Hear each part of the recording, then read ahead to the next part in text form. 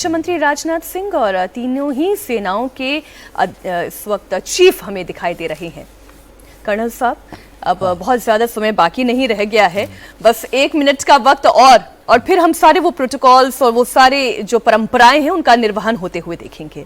बिल्कुल, आज जहां सैनिकों का शौर्य दिखेगा, क्योंकि सैनिक ये नहीं देखता कि उसकी जेब में पैसे कितने हैं, पर वह यह यकीन जरूर करता है कि उसकी मैगजीन में गोलियां कितनी हैं। वह यह नहीं देखता कि उसके पीछे कितने लोग हैं। उसे इस बात का अफसोस होता है कि उसके बंदूक की बैरल के आगे अभी एक दुश्मन बाकी है।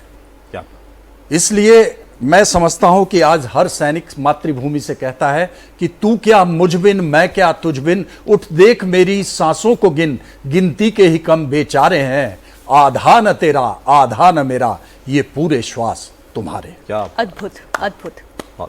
और अब कर्तव्य पथ पर इस वक्त कुछ गाड़ियां जो हैं वो दिखाई देने लगी हैं। ये प्रधानमंत्री का कैवलकेड है जी, और अब ये राष्ट्रीय समर स्मारक की तरफ बढ़ रहे हैं। राष्ट्रीय समर स्मारक महाभारत के चक्र व्यूह से प्रेरित है और इसका प्रारूप 4 चक्रों में है। तो जब तक प्रधानमंत्री वहां पहुंचेंगे तो हम ये बताना चाहेंगे, अमर चक्र यानी अमरता का घेरा, अमरत्व केंद्रीय चक्र है। इसके केंद्र में एक स्तंभ है जिसके नीचे अमर ज्योति हमेशा प्रज्वलित रहती है। ये 15 मीटर ऊंचा अमर स्तंभ देश के सैनिकों के अटल और अडिग हौसले का प्रतीक है। और हम जानते हैं कि पहले अमर जवान ज्योति यहाँ इंडिया गेट पर ही थी, जो अभी हमने देखा। इस स्तंभ के शिखर पर 4 मुंह वाले सिंह या सिंह के 4 मुंह वाला राजकीय चिन्ह है जी। लोग कई बार ये कहते हैं कि 3 नहीं, चौथा हमें नजर नहीं आता है। तो वो 4 शीर्ष होते हैं। साथ ही अंकित है सत्यमेव जयते, सुनहरे अक्षरों में अमर जवान अंकित है। नीचे सामने की ओर अंकित है ये पंक्तियां, शहीदों की चिताओं पर लगेंगे हर बरस मेले, वतन पर मरने वालों का यही बाकी निशान होगा।